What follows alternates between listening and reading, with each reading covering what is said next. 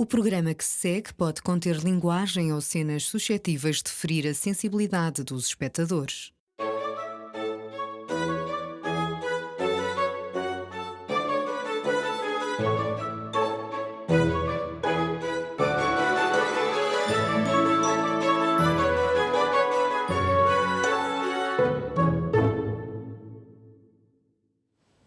Olá, seja bem-vindo ao Anatomia de Vênus, o programa semanal que pretende abordar todas as temáticas relacionadas com a saúde sexual, descobrir as suas potencialidades, debater preconceitos e chegar a uma forma de solução para problemáticas na esfera sexual. Para desvendar o tema de hoje, preparamos para si estas imagens. Quero fazer tudo para chegar ao topo do pódio. Mas o meu corpo não quer só isso. Entre o não perder a concentração para o desafio que me espera e o dar asas ao desejo que me assalta, que opção tomar? Pode a concretização do desejo anular a minha vitória? Como já percebeu pelas imagens que acabámos de passar, vamos falar de sexualidade em atletas de alta competição. São meus convidados em estúdio a doutora Marta Reis, psicóloga clínica, mestre em Sexologia, doutorada em Ciências de Educação, especialidade em Educação, pós-doutoranda em Ciências de Educação, especialidade em Educação para a Saúde. E João Pina, judoca português, representou o Sporting Clube Portugal enquanto atleta, medalhado de ouro por várias vezes, em diversos campeonatos, sendo neste momento treinador. Sejam muito bem-vindos. Muito obrigada por terem aceito o convite em estar aqui presentes hoje.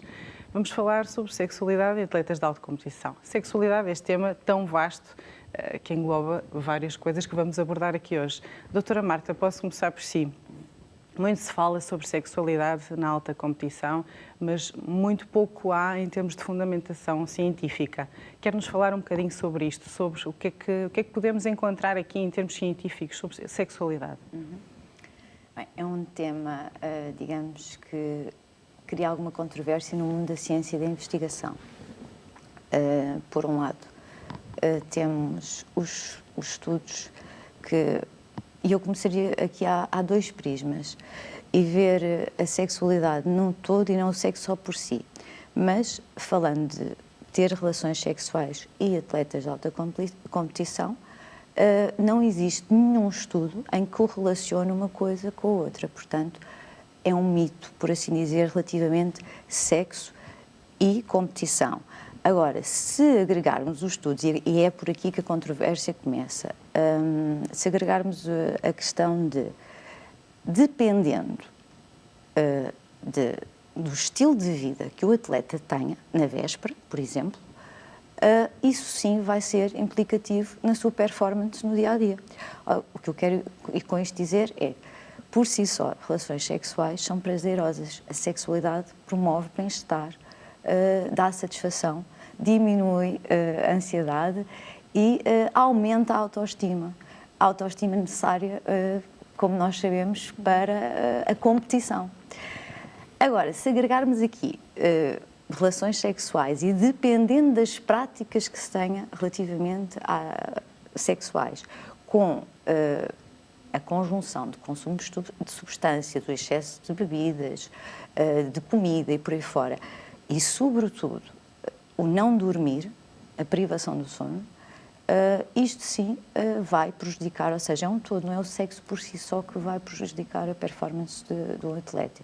E não sei se o João depois poderá também abordar aqui esta questão, porque eu estou a falar dos estudos. E por fim, relativamente a essa questão, dizer que a tal controvérsia é mesmo esta, não há nada, não há estudos, muito pelo contrário. Os grandes estudos que existem são os benefícios que as relações sexuais possam promover em vários níveis. O que tem mais interesse em aprofundarmos são Exatamente. sempre os benefícios, não é? Não tanto os malefícios. João, vai tentar aqui explicar-nos um pouco este outro lado, porque atleta de alta competição é consigo que vamos falar. Este outro lado que é sexualidade, que como falei inicialmente, que é um todo, Muitos atletas têm estágio, outros não têm, portanto, muitos estão protegidos destas tais condições, por exemplo, a questão da privação do sono, muitos estão protegidos a este nível, outros não, outros nem por isso. Fala-nos um bocadinho da sua experiência, no seu entender, nesta área. Eu acho que, como a doutora estava a dizer, que eu acho que o sexo por si só não diminui o rendimento na competição. Pelo contrário, é um elemento que, para certos atletas, obviamente cada um tem as suas necessidades, mas que pode ser benéfico para a competição. Agora, obviamente que há esses comportamentos associados às vezes, e esses sim podem complicar um bocadinho depois o rendimento, mas acho que é um fator positivo e não negativo. No caso do judo, é tabu falar sobre estes assuntos? Não. Isto porque nos mídias às vezes fala-se muito noutras modalidades, nestas questões da sexualidade, de ser benéfica, não ser. Há treinadores que proíbem até os seus atletas de terem relações sexuais, chegamos a este ponto, não é? Portanto, neste campo do judo é um tema que não se verifica assim tanto. Não, acho que não. Acho que, acima de tudo, os atletas, neste caso, no judo, acho que eles têm bastante consciência daquilo que podem fazer e que devem ou não devem fazer. E um atleta de alta competição tem noção disso e, portanto, quando se aproxima, e não é preciso ser só em termos competitivos, quando estamos a treinar, isso também, no dia a seguir também vamos ter que treinar e, portanto, também se vai notar no rendimento. Agora, o que eu penso é que é sempre um aspecto positivo, não vejo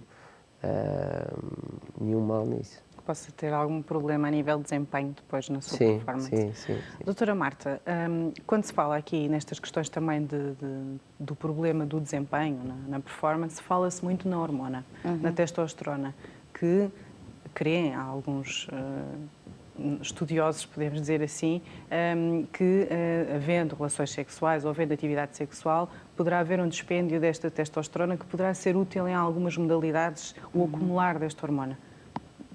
É assim? Lá está. Mais uma vez, é controvérsia e vai depender de cada caso para caso. Vai promover, e dependendo do número de horas que existe esse dispêndio da hormona, obviamente não vai ser prejudicial, muito pelo contrário.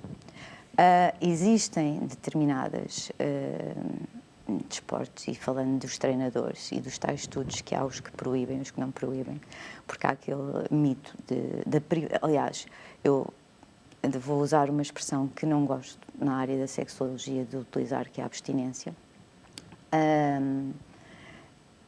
E há aqueles treinadores que a abstinência sexual para quê?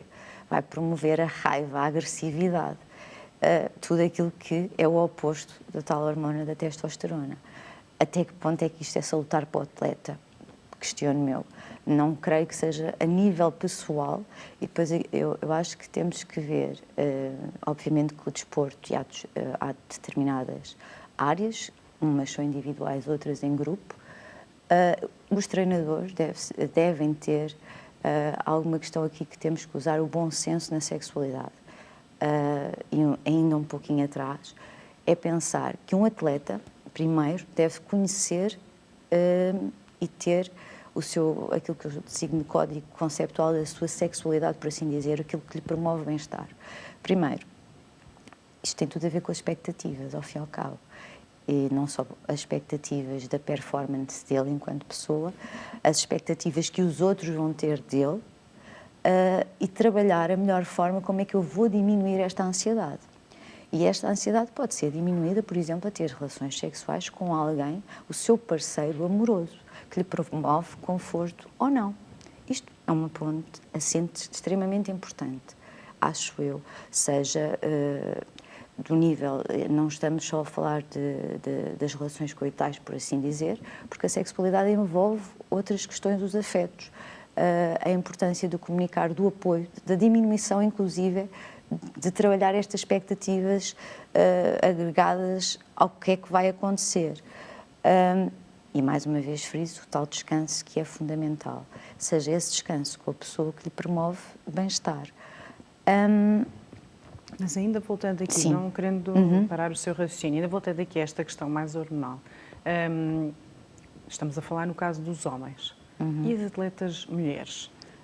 Conhece algum estudo que falem sobre esta influência ou não no caso das mulheres? Infelizmente, em Portugal, digo eu já, e já aqui lanço assim para o mundo da investigação, que não é fácil em Portugal, é necessário haver pesquisas da sexualidade dos atletas de alta competição. Fundamental, não temos. Muito necessário para que exista até passar a informação correta exatamente, para os atletas e para os desensibilizar esta questão, porque existe a questão da alimentação, existe a questão do sono, existem uma série de estudos, sei lá, sobre o bullying e por aí fora. Mas da sexualidade em si não existe.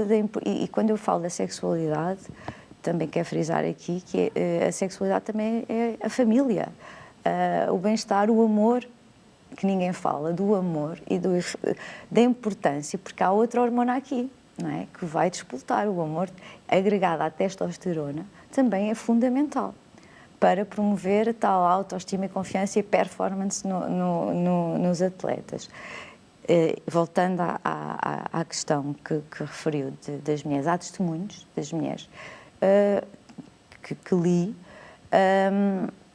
que é assim, para elas aumenta efetivamente o ter relações. Temos o exemplo de algumas tenistas conceituadas a nível internacional e que foram medalhadas e, portanto, que elas próprias dizem que têm e, portanto, e que precisam e que lhes faz bem.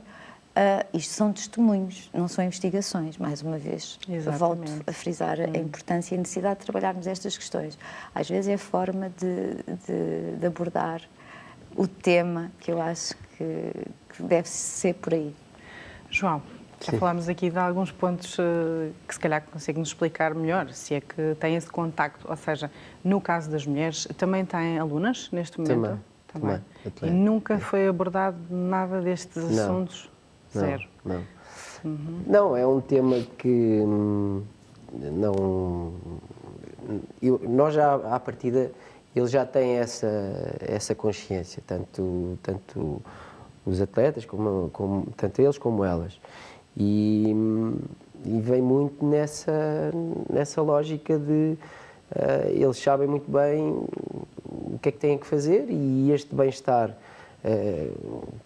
eles sabem o que têm que fazer. Uns se sentem bem de uma maneira, estão dessa maneira e outros não. Sente que é como que um percurso individual, do próprio atleta procurar aquilo que lhe faz bem ou não? É, sem dúvida, porque se calhar eu sinto-me bem, mas depois o outro pode não ter essa necessidade. E eu acho que esse é o ponto principal, porque eu acho que em termos de desgaste ou influência na performance, acho que não vai ser nada por aí além. Eu não sei, eu também nunca li nenhum estudo sobre isso, mas eu penso que não é por aí. Não é em termos hormonais, acho que não é significativo. Mas enquanto treinador, agora, que tem essa responsabilidade, na altura enquanto atleta escolhia aquilo que lhe era conveniente, aquilo que lhe fazia bem. Enquanto treinador, sente que pode dar um conselho, caso exista espaço para isto nesta matéria? Sim. O que é que diria hoje em dia, se fosse abordado sobre isso? Eu acho que o discurso vai muito no sentido de não de se sentirem bem, mas não prejudicarem a parte competitiva. Agora, deixamos um bocado isso ao critério deles, eu acho. E eles têm consciência disso. Acho que não é preciso também estar... Acho que há casos de treinadores que proíbem. Eu acho que não é por aí. Eu acho que cada um sabe aquilo que pode ou não fazer e que se sente bem e tem consciência que tem que treinar no dia a seguir, se for para treinar, tem que competir no dia a seguir, se for para competir. Mas esta parte mais social e de bem-estar é importante e isso depois depende de cada um. Agora vou-lhe fazer esta pergunta. Enquanto atleta, a parte sentimental, a parte afetiva, a parte relacional, não sei se tinha companheira na altura, sim. Esse bem-estar, esse equilíbrio relacional é importante para a performance ou não, enquanto atleta? É super importante. É super importante. Tanto em termos de relacionamento com outra pessoa e mesmo em termos familiares, isso é uma parte importantíssima. É um porto de abrigo sempre, é uma segurança, são as pessoas mais próximas que nós temos e são aquelas em quem nos apoiamos, em quem nós confiamos a 100%. E senti várias vezes que eu comecei na alta competição com 16 anos, acabei com 32, portanto foi metade da minha vida na alta competição e portanto tive várias experiências com relacionamentos um bocadinho mais conturbados, outros menos, várias situações. E sente que isso contribuía na altura na sua performance ou não fez essa associação na altura? Afetava-me, se as coisas não estivessem bem, afetava-me um bocado psicologicamente e isso, por sua vez, no rendimento. Em termos competitivos eu nunca senti isso, até porque sempre tive uma situação mais ou menos estável. Mas houve períodos em que as coisas não estavam tão bem e se calhar lembro-me em alguns estágios estar um bocadinho psicologicamente mais em baixo devido a essa instabilidade também na relação, mas depois também temos que saber não permitir que isso afete a parte profissional, não é? De treino e de competição. Mas afeta e por isso é que é das duas maneiras, portanto é sempre um porto seguro e é uma segurança para nós e é uma confiança termos aquela pessoa e portanto é importante que isso esteja sempre bem estruturado. Doutora Marta, estava aqui a concordar a 100% com o que o João estava a dizer. O João acabou de estabilidade. quase a definição que a Organização Mundial de Saúde define a sexualidade, que é isto tudo. O afeto, as relações salutares, porque mexem com o tal psicológico, não é? Um atleta é uma profissão e estas questões são vastas para qualquer profissão, não é? Se a pessoa está bem, claro. Se tem uma relação saudável, precisa desse apoio. É fundamental, inclusivamente para dar o empowerment e o apoio que ele corra bem ou corra mal, eu estou contigo. Exato. E em alta competição há altos níveis, quer o próprio, a ansiedade é tremenda e, portanto, ter aquele suporte daquela relação, se for positiva, é ótimo. Existem atletas, obviamente, que podem não ter relações, ou então ter relações que não sejam tão positivas. Se calhar aí, eu acho que ao ouvi-lo e também falando das investigações, e como em contextos clínicos, isto há que ter bom senso. E ver cada indivíduo, cada situação, avaliar a situação. Se calhar, enquanto e há treinador. pessoas que conseguem gerir isso. E até nos miúdos devem notar essas diferenças de bem-estar familiar ou não, e que também promove e que interfere. Com a namorada, com o namorado. E que interfere na performance deles. Sim. Principalmente, se calhar em termos físicos, eles estão bem, mas depois a parte psicológica acaba por afetar isso tudo e o modo como estão a treinar e a competir.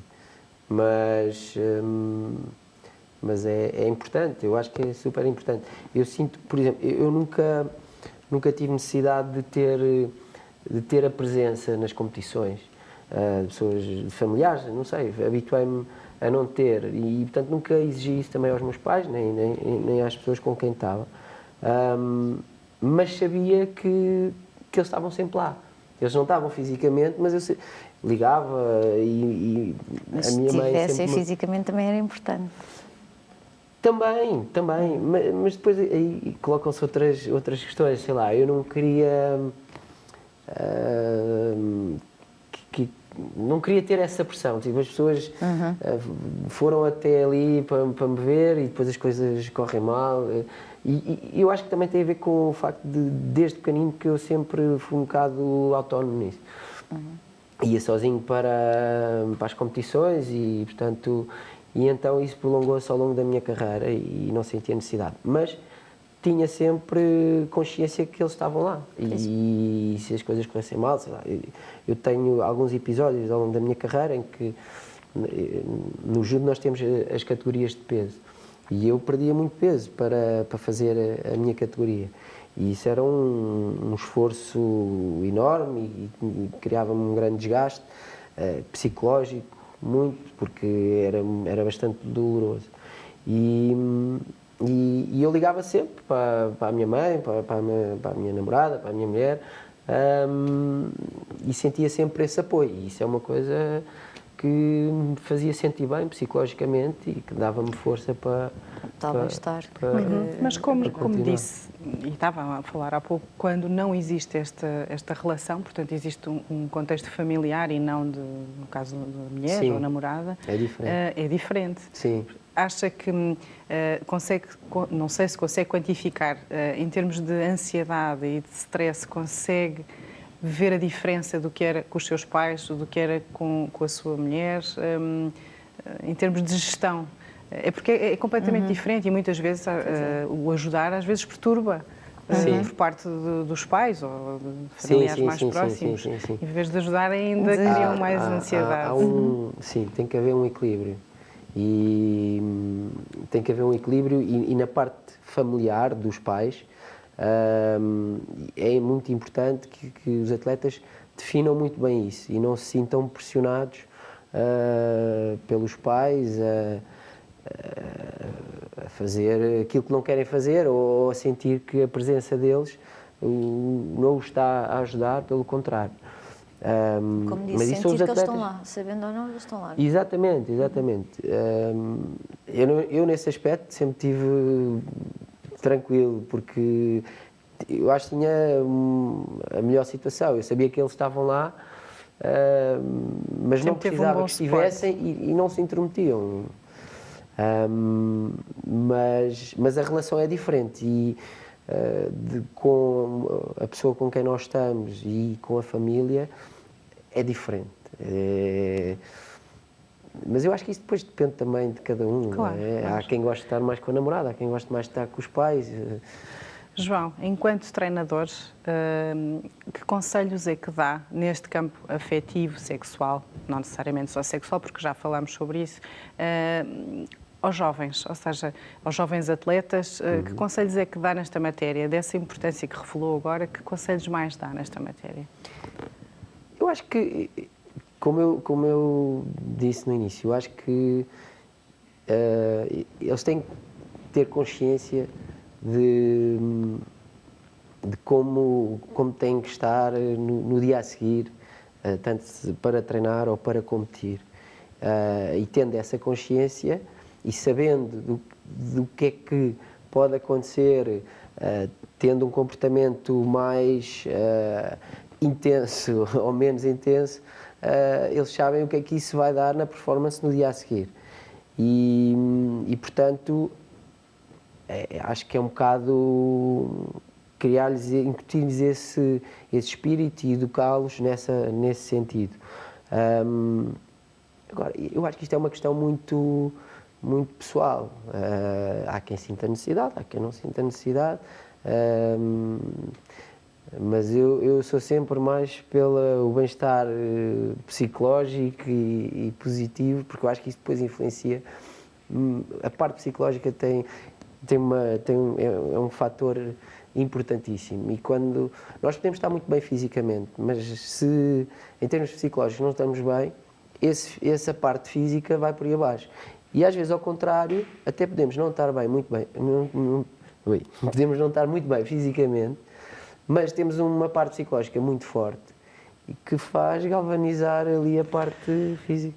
Doutora Marta, para terminar, os seus conselhos nesta matéria para atletas de alta competição? Nas palavras sábias de João, que tem experiência, eu acho que é mesmo o atleta deve, acima de tudo, conhecer-se, perceber aquilo que lhe promove bem-estar psicológico para conseguir executar fisicamente, e isto sim, é claro, que a parte do nosso cérebro comanda, não é? Exatamente. Lá está, se for através da minha ansiedade, através de eu ter relações sexuais, que seja. Se eu não precisar, enquanto atleta, que não seja por aí. Mas o atleta deve encontrar as suas próprias ferramentas que sejam cruciais para o seu bom desenvolvimento no seu todo, psicológico, físico. Acho que é isto. Muito bem, doutora Marta, muito obrigada pelo seu contributo. Muito obrigada, João, pelo seu contributo também. Foi um tema muito interessante, mais uma vez. Muito obrigada. Vemo-nos para a semana com mais um tema no Anatomia de Vênus. Deixo-vos com a ilustração do tema de hoje por Bruno Silvestre.